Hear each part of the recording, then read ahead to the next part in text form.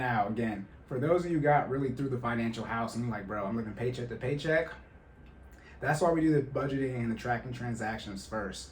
Most people are not willing, see, everyone wants to make money, right? Millions of dollars, start a business, all that. Most people don't put in enough work to where they're not living paycheck to paycheck. Most people are born into a household where it's paycheck to paycheck, and most people die in a household where it's paycheck to paycheck. Most people live 70, 80 years and they never put into the work so that they don't have to live paycheck to paycheck. I'm not talking about having investments. I'm not talking about building a business. I'm just saying where you have some money left over, some discretionary income, and you're not in debt up to your ears.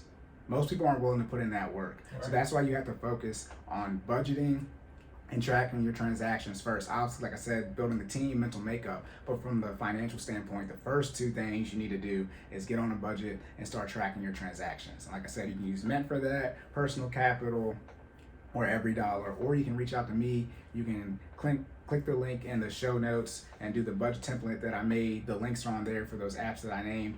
All different ways to budget. Again, you can use the yellow pad. Honestly, it doesn't matter what you use. It's 2021. People use apps, but you can use the yellow pad if you want to track your transactions. I mean, that's what people used to have to do. That's what checkbook balancing was. People actually had to write it down on the checks before we had the tech that we had now. Money management is money management, right? Right. So if you live in paycheck to paycheck and you were born in financial therapy, back to that. Remember, I said you don't need therapy to figure out why your traumas, why you're handling your finances a certain way. You should figure out that your finances is causing trauma in your life. And a lot of you, some of the trauma in your life, like I said, you were born into a household that was paycheck to paycheck. Your parents caused the trauma in your life that you're dealing with right now. Sorry. If you don't think that you internalize living paycheck to paycheck, all the debt that your parents were going through and struggling to make bills get paid growing up, you did. And that's the trauma you're experiencing right now. And that mismanagement of finances, not the trauma, right? Mismanagement of finances is why you have trauma now as an adult and why you actually are handling your finances, how you're actually handling them. I mean, let's call it what it is.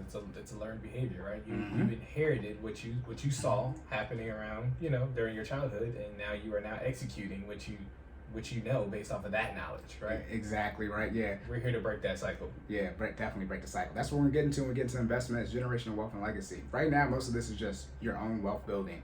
But generational wealth and legacy is actually about breaking that cycle or changing your family tree. But yeah, most humans between the ages of 5 and 7, you download 95% of everything. So pretty much after second grade, that's it. And if you don't believe that, think about the bad kid in first grade. They was the bad kid your senior in high school too, right? Sure was. Yeah, it's just, the things people experience. But yeah, people are born to a paycheck to paycheck household and they usually die in one. And you got to put in that work, which most people don't, so that you don't die in that position. And that starts with budgeting and tracking your transactions. Yes.